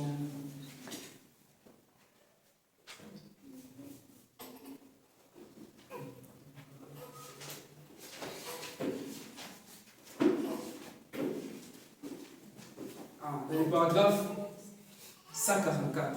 Parce qu'on a compris que l'Église est bâtie sur la révélation, qui est la foi. Maintenant, quelle est cette révélation? Parce qu'en réalité, quand nous parlons en type, vous devez être spirituel pour comprendre que ce sont des hommes. Quand on parle des temples, vous voyez, frère, pendant que Dieu parlait toujours des hommes. Parce que quand il a dit à David que David, tu veux me bâtir une église, c'est une bonne chose. Mais moi, je te bâtirai une église à perpétuité. Amen. Je te bâtirai un temple à perpétuité. Un temple perpétuel qui ne va pas être détruit. Parce que le temple là a été détruit. Et même aujourd'hui, quand vous comprenez ce qui est écrit dans les livres de Matthieu, que quand vous verrez la désolation dont a parlé le prophète Daniel, s'établir dans le lieu saint, que celui qui mise face à toi. Soit par exemple que c'est la mosquée d'Omar. Donc là où il y avait les temples. Donc vous remarquez que ce temple-là est détruit. Mais il y avait un temple qui ne devait être jamais ébranlé. Et c'est ça la révélation de Dieu. Amen. Écoutez, frère Bonhomme, dans la prédication de la vision de Patmos, la plus grande de toutes les révélations, c'est celle de la divinité. La divinité suprême de notre Seigneur Jésus-Christ. Donc quand on dit de faire tout, c'est de faire tout par Jésus. Voilà la Bible, quand la Bible dit que tout ce que vous allez faire, en acte, en esprit, faites-le au nom de Dieu. Parce que c'est lui la révélation. C'est lui la foi de l'Église. Écoutez, frère, voilà. Vous ne ferez pas de progrès tant que vous n'aurez pas cru à cela. Donc ta vie ne peut pas avancer tant que tu ne crois pas à ça. Donc ici, quand Frère Branham parle du progrès, quand Frère Branham parle de la vie, Frère Branham voit d'abord la vie chrétienne. Il ne voit pas les voitures. Parce qu'à son temps, il y avait beaucoup de personnes qui avaient des voitures. Ici, quand on parle que ta vie va connaître des progrès, c'est ta vie spirituelle. Il faut comprendre ça. Il ne faut pas avoir des conceptions là. Oh, on avait dit que si je comprends la révélation de Jésus, j'aurai beaucoup de voitures. Non. Tu peux comprendre ça, être seulement locataire. C'est la prédestination aussi de Dieu. C'est Dieu. Voilà. Donc ici, quand Frère Branham dit que vous ne ferez jamais de progrès quand tu ne crois pas à la divinité. Pas seulement la divinité, mais on a dit que la divinité suprême. Donc il donne, il vont jamais il tout. Donc comprendre que la révélation de qui est Jésus. Donc la révélation que l'Église est censée connaître. Parce que c'est là où l'Église est bâtie. C'est la foi de l'Église. Connaître qui est Jésus. C'est ça la révélation de l'Église. L'Église n'est pas bâtie sur n'importe quelle révélation. Non. L'Église est bâtie sur la révélation de qui est Dieu. Frère Branham disait que quand les sceaux vont être brisés, l'épouse aura la connaissance parfaite de qui est Dieu. Amen. Donc avoir la connaissance de qui est Jésus. Avoir la révélation de qui est Jésus. Parce qu'on a dit avec vous ici que Jésus se révèle à la personne qui a la même nature. Donc c'est lui qui vient pour vivre sa parole. Donc toi maintenant tu dois comprendre lui il est qui. Pour qu'il puisse venir dans ta vie. Aujourd'hui Jésus est qui? Voilà pourquoi je dis que la foi que nous parlons ici, ce n'est pas la foi dont on a toujours pensé. Voilà pourquoi j'avais dit aux frères que la foi qu'avait parlé le Père, le Fils, c'était un mystère que les gens n'avaient pas compris. Quand il a dit que est-ce qu'il trouvera-t-il de la foi? Est-ce qu'il devait trouver encore la révélation sur sa personne? Il s'est posé la question, est-ce que quand je vais encore apparaître, les gens comprendront encore qui je suis? Les gens auront encore de la révélation de moi? C'est ça la révélation de Dieu. Or, Frère Branham me dit qu'il est le Jésus. Maintenant, qui est Jésus-Christ? Ça c'est très important parce qu'aujourd'hui, il y a tellement de doctrines qui s'élèvent ici à gauche. On a mal l'impression de connaître comme le témoin de Jéhovah. Il y a d'autres maintenant, Jésus corps, Jésus divinité, Jésus esprit, Jésus... On ne sait pas comment c'est situé. Mais écoutez vous-même ce que Frère Branham dit de Jésus d'abord, et puis on va comprendre de qui il est aujourd'hui. Amen. Là, j'entre déjà dans les dernières parties. Les dernières parties pour terminer. Je ne serai pas long. Je ne vais pas trop donner les choses. Frère Branham dit dans la prédication pourquoi la petite bête. Je crois dans les paragraphes. La petite bête vient des 57. Parce qu'il y a aussi des 58. Ouais, parce qu'il y a la petite bête qui vient aussi des 63. Ça, j'en ai pas ici. Écoutez ce que Frère Branham dit de Jésus, Christ. Amen. Et le seul moyen pour Christ de pouvoir racheter la propriété d'Israël rétrograde, c'était de devenir un parent. Amen. Et le seul moyen pour Dieu de racheter la race humaine, c'était que Dieu lui-même devienne chair. Amen. Donc ici, les gens comprennent que Jésus-Christ est Dieu. Parce que quand on dit que c'est Dieu lui-même qui est devenu chair. Donc, vous vous souvenez, quand on dit dans la prédication, arrive s'il a bien d'échanger sa pensée au sujet de sa parole, il dit que Dieu allait être injuste s'il avait envoyé une autre personne. Il dit qu'il devait venir lui-même. Il dit que c'était lui-même. Donc Jésus-Christ est l'homme qu'on avait vu, le masque là. C'est la forme humaine de Dieu. Amen. Que personne ne vous trompe. Quand Frère Branham dit que la divinité, il y avait Jésus dans Jésus, c'est-à-dire divinité qui est esprit, et Jésus le corps là. C'est cette divinité qui a construit le corps Jésus. Parce que c'est le corps parole. Donc il a quitté de la théophanie à la chair. Contrairement à Branham, la parole est venue.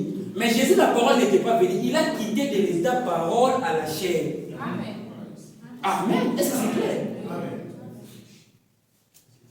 Il est devenu chair. Et Jésus était Dieu. Amen. Qui s'est fait parent de la race humaine. Amen. Il était Emmanuel. Amen. Il est devenu parent. Il a pris notre place. Amen. Il n'a pas pris la forme d'un ange. Amen. Mais il a pris la forme d'un serviteur.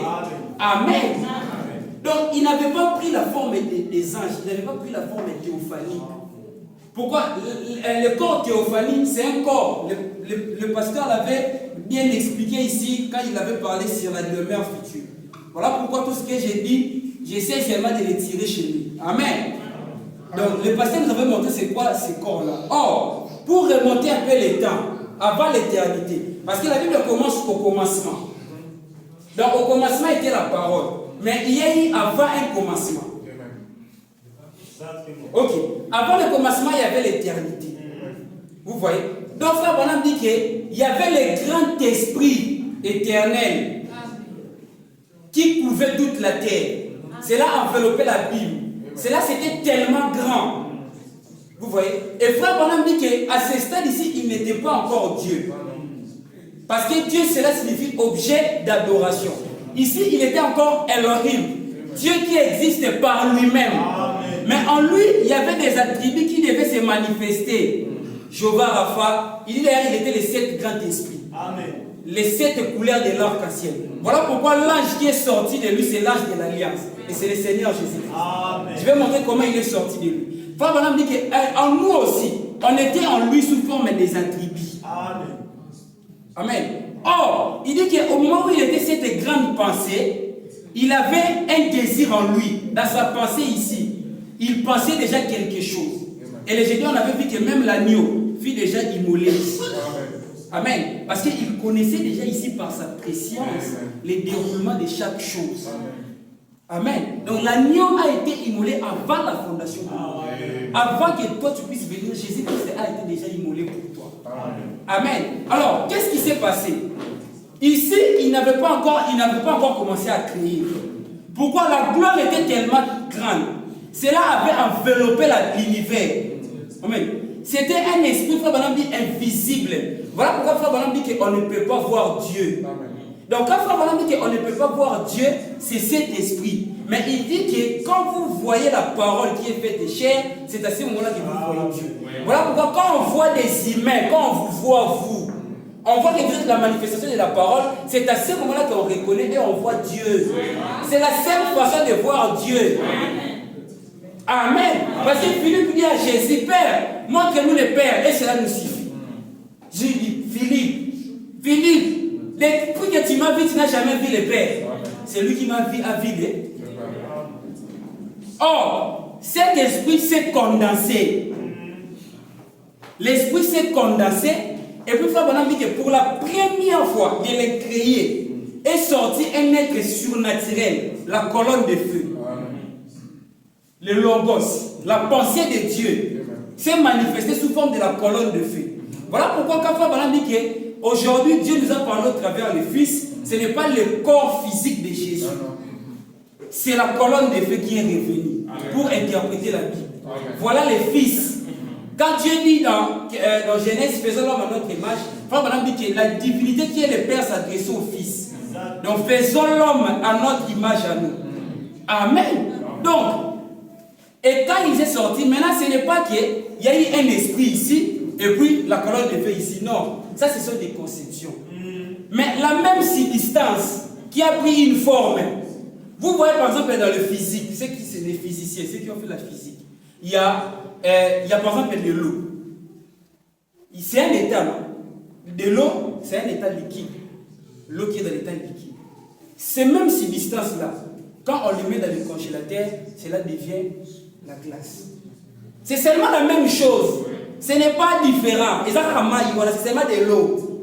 Ce n'est pas une substance différente. Non, c'est la même substance. Cela quitte à l'état liquide pour devenir solide.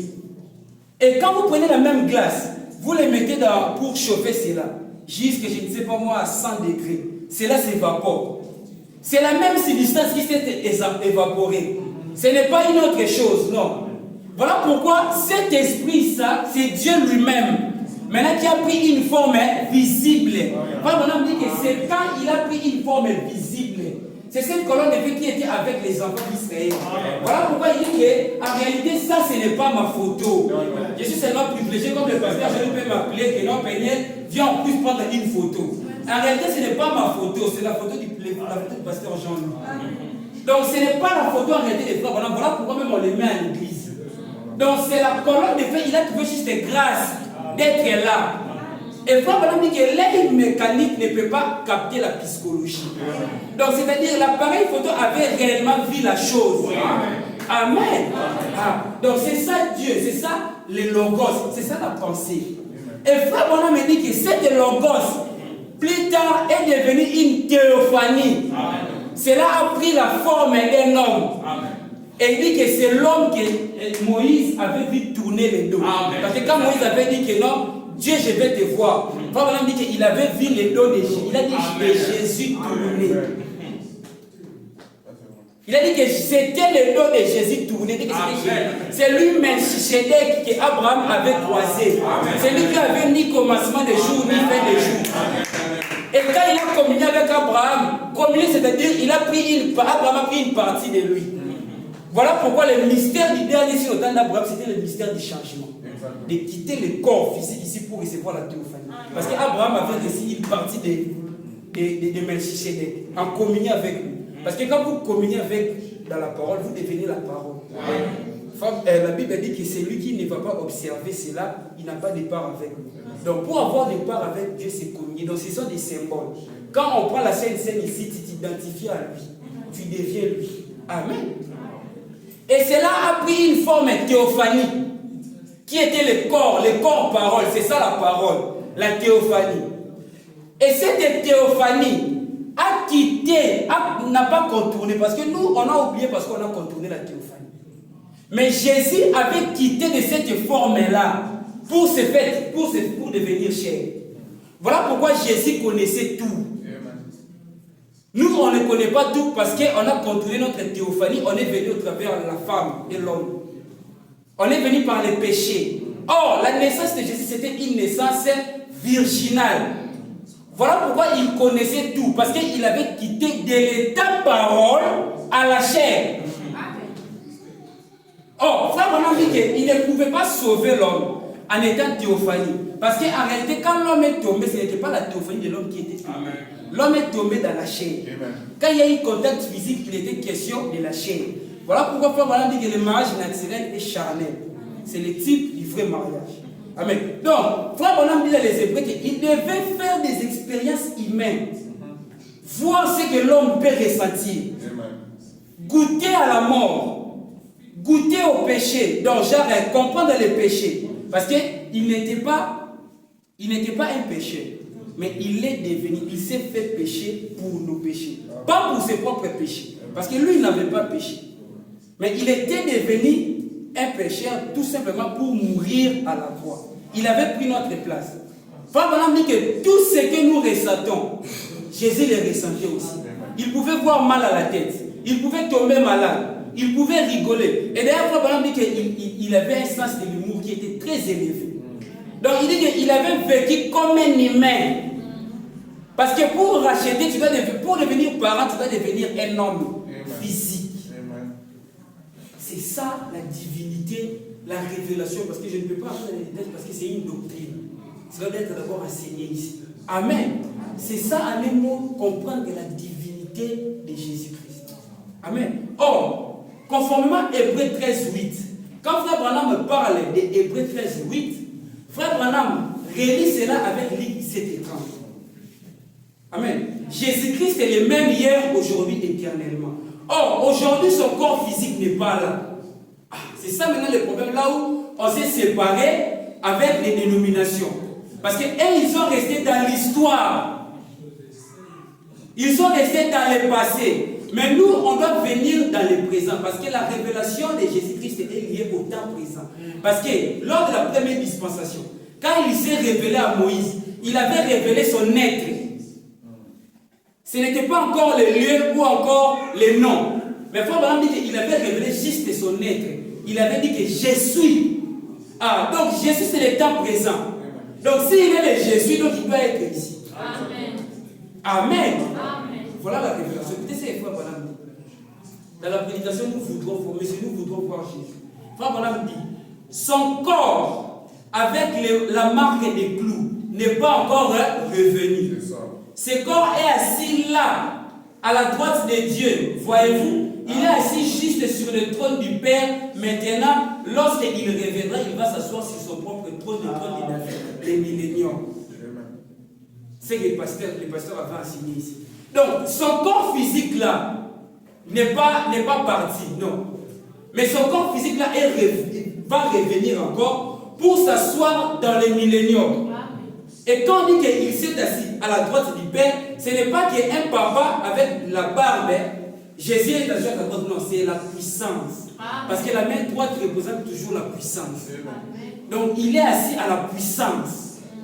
Amen. C'est là où ce corps-là est. Or, quand aujourd'hui on dit que l'agneau a pris des livres, oh non, l'intercession est finie. Non, ce n'est pas que l'intercession est finie. L'intercession est toujours là, mais l'intercession a changé juste des dispensations, des formes.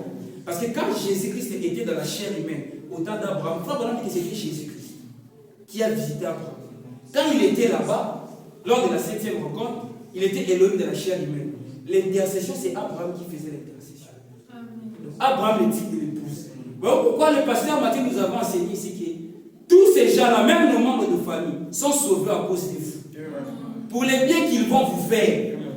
Amen. Ce n'est pas que l'intercession est finie. Non, l'intercession n'est pas finie. L'intercession est toujours là. Mais l'intercession a changé de forme. Amen. Amen. C'est ça. Donc son corps reviendra. Maintenant, qui est Jésus maintenant là? Amen. Pour aller un peu vite et terminer. Qui est Jésus actuellement là? Parce qu'on a compris que Hébreux 13:8, c'est tout Dieu mais sauf son corps. Amen. Hébreux 13:8, c'est Jésus-Christ mais pas les masques. Donc, parce que Frère Branham dit que si on dit que je suis la personne de Jésus-Christ, il dit que c'est Antichrist. Mais si vous dites que la vie qui était en Jésus est venue aussi en moi, c'est l'exact différent. Amen.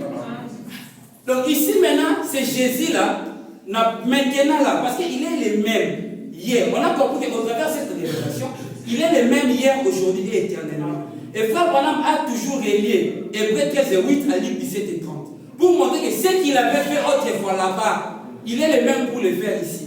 Or, les Écritures nous disent que ce qui arriva au temps de Sodome et de Gomorrhe, cela devait aussi arriver à notre temps. Au temps de Sodome, pour visiter Abraham, il s'est servi d'une chair humaine.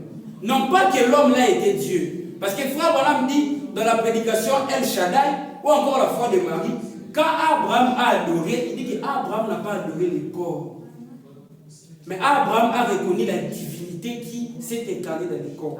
Voilà pourquoi quand on parle de l'incarnation, n'ayez pas peur. Ce n'est pas que Branham est Dieu. Il ne sera jamais Jésus-Christ. Amen.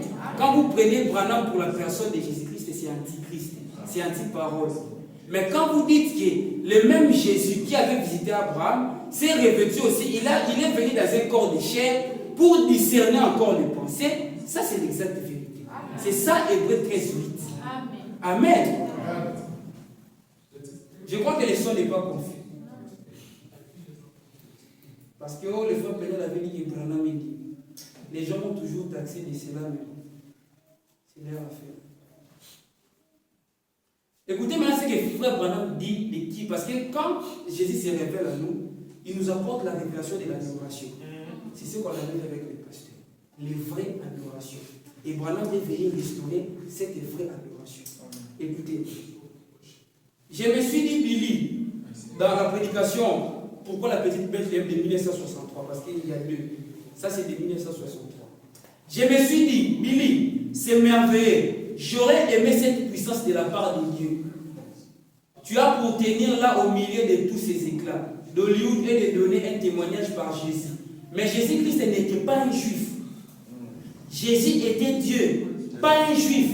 Rappelez-vous, la cellule de sang vient du sexe mâle. Et lui, il n'était pas un homme. Il n'était ni juif, ni gentil. Il était Dieu créé dans la chair. Nous ne sommes pas sauvés par le sang d'un juif, ni par le sang d'un gentil. Nous sommes sauvés par le sang de Dieu. Il était Dieu, rien de moins. Amen. Il n'était ni juif. Amen.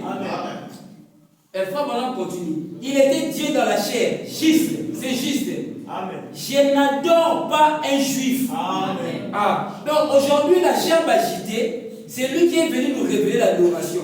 Donc si on doit adorer les Jésus que frère Branham a adoré. Maintenant, écoutez les Jésus que frère Branham a adoré. Il a dit que je n'adore pas un juif. Amen. Donc Jésus n'adorait pas un juif. Oh, là-bas sur la croix, toi tu laisses seulement Jésus à la croix. Quand toi tu laisses Jésus sur la croix, ce n'est pas Hébreux 13, 8. Tu dois ramener Jésus à ton temps. C'est ça Hébreux 13, 8. C'est ça la révélation là où l'église est bâtie.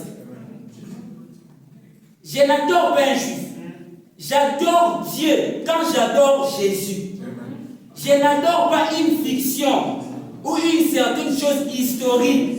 J'adore Jésus-Christ. Écoutez maintenant. La présence de Jésus-Christ maintenant même, c'est-à-dire la parole qui est manifestée de l'âge. Amen. Amen. Donc la révélation qu'on a reçue aujourd'hui, la foi aujourd'hui, c'est Jésus-Christ qui est manifesté parmi nous. Amen. Donc en réalité, la personne qui exauce tes prières, c'est la personne qui vit en toi. Amen. Donc toi, si tes prières ne sont pas exaucées, je ne sais pas moi qui vit en toi. Parce que quand on parle de la manifestation, c'est Jésus-là qui est maintenant là sous la forme d'esprit, sa vie, c'est-à-dire sa vie se révèle en toi. Or, nous sommes la manifestation de la parole. Parce que quand on dit que la parole est une pensée qui est manifestée. Ça se manifeste comment? Quand on voit l'arbre, c'est ça la parole qui s'est fait chair. Quand on voit l'homme, c'est ça la parole qui quitte la Bible et cela s'est fait chair. Donc toi, tu es bâti sur la révélation de la parole. Donc toi, tel que tu es là, tu es la parole. Donc les Jésus-Christ que toi tu adores. Donc quand toi tu adores, tu ne dois pas te faire des idées par ton adoration. Sinon ton adoration n'est pas parfaite. Donc tu dois comprendre que la personne même qui j'adore, c'est la personne qui vit en moi. C'est ça la révélation. Amen. Amen. Donc la personne que nous adorons, parce qu'on adore au travers de la foi. Et vous avez compris que la manière dont on a voyagé avec vous, de la foi à la révélation qui est Jésus-Christ. La personne qu'on adore, c'est la personne qui vit dans les êtres humains. Amen. Ce n'est pas une fiction. Donc la présence de Jésus ici maintenant. Amen. Donc quand toi tu viens à l'église, dis-toi que Jésus est là. Donc ne les laisse pas. Dis-toi qu'il est là, parce que j'ai la foi qu'il est là, il vit en moi. Il vit chez ma soeur, il vit chez mon frère. Donc pas un Jésus passé, pas une fiction, pas quelque chose de l'histoire. Mais sa présence manifestée ici, qui est sa parole de l'âge. La plénitude de la parole qui vient pour habiter parmi les êtres humains, au milieu des êtres humains et par les canaux des êtres humains. La divinité qui était autrefois en Orient, c'est cette divinité qui se trouve maintenant en Occident. Le même Jésus-Christ est ici parmi nous. Pas une fiction. Vous comprenez? Et pour terminer, pour entrer dans la nature de ce Jésus-là, parce que je voulais ressortir quelque chose ici à la fin du temps. Pour terminer, cette nature-là, Frère Branham dit que cette fontaine, c'était la grande fontaine d'amour. Or, Jésus, sa nature, c'est l'amour et la création. Amen.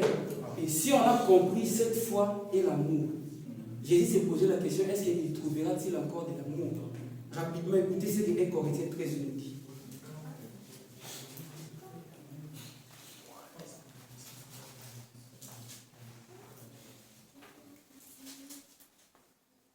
1 Corinthiens 13. Quand je parlerai les langues des hommes et des anges, si je n'ai pas l'amour, je suis un rien qui résonne. Amen. Ou un symbole qui retentit. Et quand j'aurai même les dons de la prophétie, la science, tous les mystères, toute la connaissance, quand j'aurai même toute la foi, ça change. Ici, Paul dit que quand j'aurai même toute la foi, de transporter les montagnes, mais si je n'ai pas l'amour, je suis un rien. Or, la foi demeure avec l'amour. La foi, c'est ça l'amour. Parce que c'est ça la nature de Jésus. Donc, quand Frère Branham nous parle de l'amour parfait, c'est-à-dire la foi parfaite. Quand il dit que pour entrer au ciel, vous devez avoir l'amour parfait, c'est-à-dire vous devez avoir la foi parfaite. Pourquoi que tu iras au ciel? Parce que la Bible dit que nous sommes sauvés par la grâce au moyen de la foi. Donc tu dois croire que tu es sauvé. Soit du matin au sauvé au côté de la vie. Amen. Et à la fin, Paul nous dira que maintenant donc, ces trois choses demeurent ensemble. La foi, l'espérance et l'amour. Mais la plus grande de ces choses, c'est l'amour. Amen. La plus grande de ces choses, c'est l'amour. Donc, la foi qu'avaient parlé les fils, c'était l'amour de sa personne. Voilà pourquoi les Écritures ne font que s'emboîter. Quand on fait tout par amour. Quand tu dois aimer Dieu, tu es en train d'aimer par amour. Parce que tu ne peux pas obéir quand tu n'as pas l'amour. Avant d'obéir à une personne, tu dois aimer cette personne-là. Avant d'obéir à la parole de Dieu, tu dois aimer la parole de Dieu. Il s'est révélé en toi parce qu'il t'a aimé. Tu n'avais pas donné l'argent. Tu n'es pas beau. Tu n'es pas meilleur que celui qui est en train de mourir là-bas dans des boîtes de nuit. Mais c'est par élection, par amour, par la grâce qu'il s'est révélé à vous.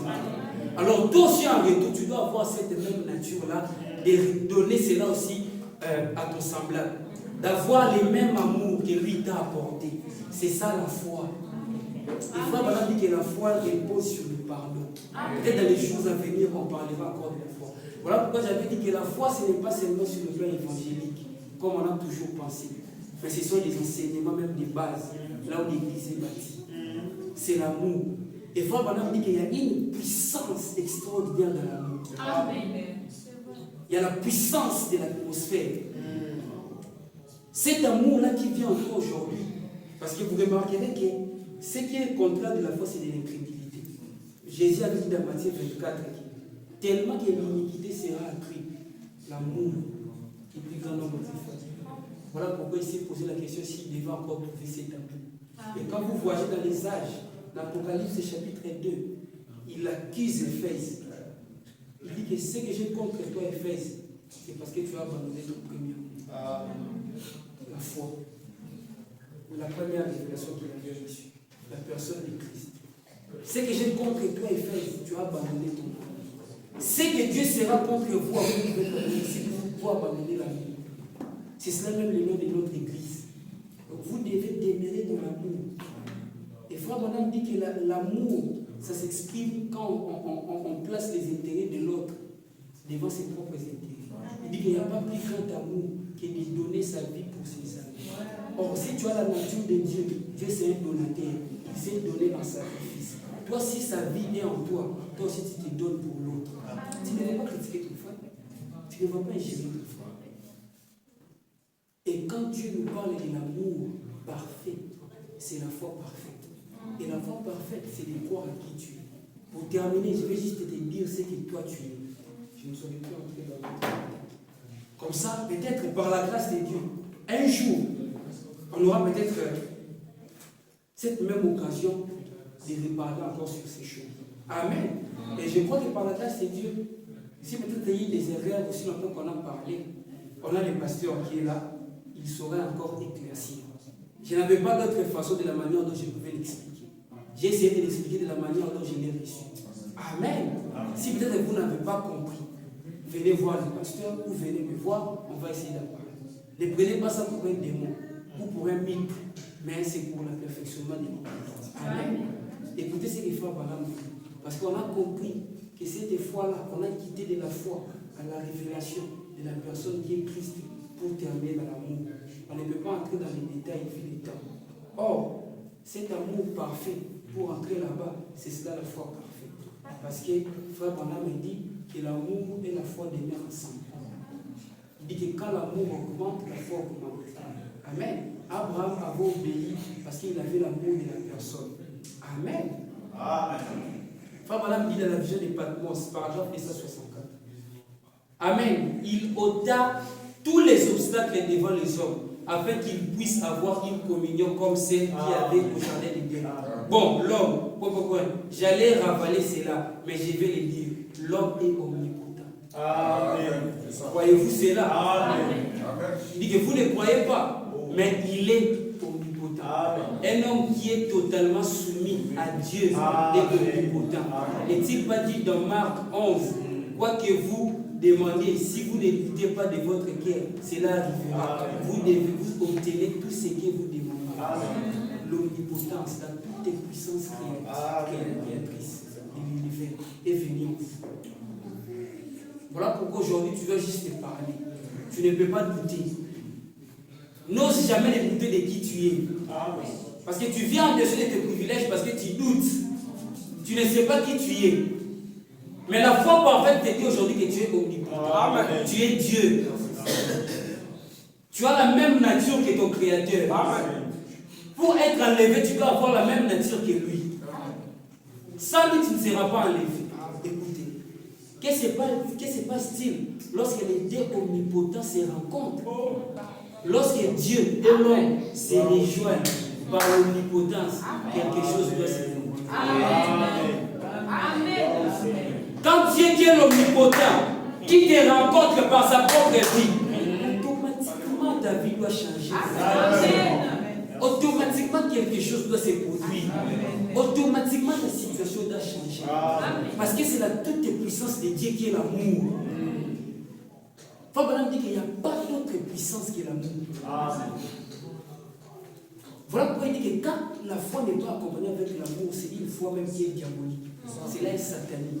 Voilà pourquoi la foi que les pères avaient parlé, ce n'était pas ce genre de foi-là que les gens pensent. Les pères avaient vu l'amour. Or, la Bible ici, c'est sous forme de sermon. Il y a d'autres choses pour comprendre ça, il faut écouter les prophètes. Voilà pourquoi c'est brochir et pour vous, méditer cela et devenir les brochir. C'est à ce moment-là que vous devenez l'omnipotent. Amour divin, n'abandonnez jamais cet amour. Amen. Comme à Éphèse, Dieu sera contre toi si tu abandonnes ton premier amour. Il était contre Éphèse parce qu'Éphèse avait abandonné son amour. N'oublie pas quand tu as vu les jours. Tu étais encore un astre. Il y avait seulement le frère Joseph. Il y avait seulement le frère Josué. Il y avait seulement maman Joël. N'oublie pas cela. Frère Branham dit que quand une église commence à grandir en nombre, l'église devient formaliste. Les gens commencent à venir seulement par forme. N'oublie pas que quand tu es venu ici, tu louais encore des chaises. Aujourd'hui, Dieu t'a béni pour avoir des chaises. Cet endroit ici, personne ne pouvait l'aimer. Vous pouvez demander à frère Luc, même le pasteur lui-même, ce n'était pas comme ça. Laisse que les mêmes qui a pu transformer cet endroit, parce qu'il y a eu des gens qui étaient ici, qui ont cru que cet endroit pouvait être transformé et les gens pouvaient habiter. et vous habitez là, vous êtes content. Que ce même Dieu-là descende pour transformer tout échappé. Que ce même Dieu-là descende pour habiter dans le cœur de chacun. Parce que de toi-même, tu n'as pas la capacité de vivre. Ce n'est que Dieu, sa personne qui vit. Recevez ceci avec l'amour, l'humilité. Quand on a peut-être pas comprendre, essayez de consulter le pasteur, il donnera beaucoup plus d'éclaircissement. Merci beaucoup, pasteur, et le Seigneur vous bénisse.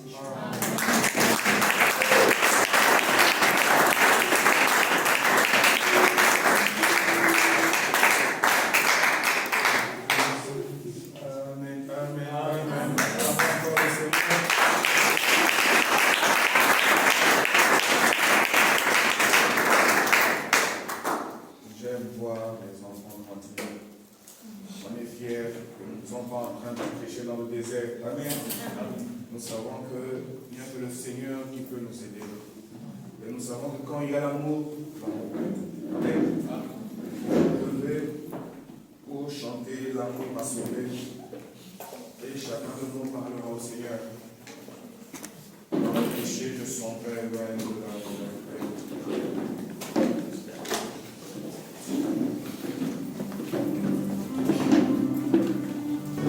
Descends dans cette fontaine d'amour. Amen. Dans cette fontaine qui ne tarit jamais. Cette fontaine qui a fait de toi ce que tu es. Alors n'oublie pas d'où tu viens, afin de comprendre où tu es et d'avoir la foi dans là où tu dois partir. Amen. Parce qu'il n'y a que l'amour qui fait de nous ce que nous sommes.